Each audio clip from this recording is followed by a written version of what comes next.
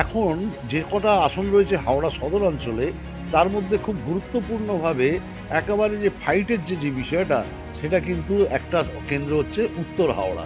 এবং যে উত্তর হাওড়ায় একদিকে দোর্দণ্ড প্রতাপ গৌতম চৌধুরী তৃণমূলের বিধায়ক ছিলেন একবার, আর ঠিক তার বিপক্ষে রয়েছেন উমেশ রায়, দীর্ঘদিনের পোড় খাওয়া রাজনীতিবিদ। আপনাকে স্বাগত জানাই নিউজ টাইমে। উত্তর হাওড়ায় আমি যেদিন থেকে প্রার্থী হয়েছি সেদিন থেকে আমি মানুষের সঙ্গে যখন জনসংযোগ করতে গেছি, মানুষের অভিযোগ, ভুড়ি ভুড়ি অভিযোগ, বেসিক যে তাদের পরিষেবা সেটা পাচ্ছে না। খাবার জলে আজকেও নোংরা বেরোচ্ছে, পোকা বেরোচ্ছে।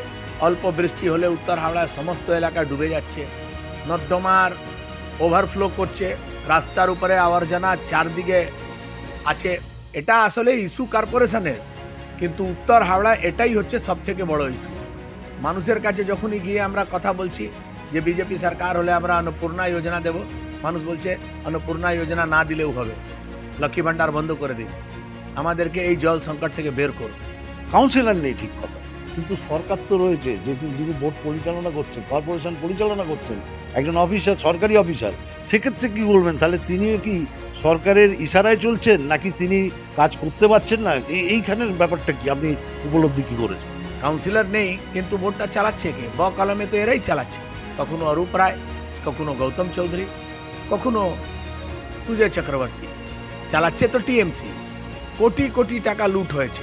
উত্তর হাওড়া নাকি পুরো হাওড়া শহরের মানুষের জন্য যে ট্যাক্সের টাকা দিয়ে যে ব্যবস্থা দেওয়ার কথা, নাগরিক পরিষেবা দেওয়ার কথা, সেটা পূর্ণভাবে ফেলিওর। আর এই ফেলিওরের দায় নিতে হবে মমতা ব্যানার্জিকে, এই ফেলিওরের দায় নিতে হবে গৌতম চৌধুরীকে। এই অশান্ত যে উত্তর হাওড়া, এই জায়গাটাকে শান্ত রাখার জন্য কি পরিকল্পনা আছে? দেখুন, উত্তর হাওড়ায় এরকম ছিল না। 2021-এর আগে এইরকম গুন্ডাদের বাড়বাড়ন্ত ছিল না। গৌতম চৌধুরীর নির্বাচন হওয়ার পর যখন উনি এমএলএ হয়েছেন, তারপর থেকেই যেহেতু উনি গুন্ডাদেরকে নিয়ে নির্বাচন করেছেন, বম চালিয়েছেন, লোককে ভয় দেখিয়েছেন, বিল্ডিংয়ের তালা মেরেছেন, তাহলে যে গুন্ডারা তাকে জিতিয়েছে তাদেরও তো কিছু প্রাপ্য আছে। তারা লাইসেন্স পেয়েছে গুন্ডাগর্দি করা। মানুষ এবার এই সমস্ত সমস্যা সমাধান চাইছে, আর এই সমস্যার সমাধান ডবল ইঞ্জিনের সরকার হবে। মানুষ এবার ভরসা করে পরিবর্তন করছে।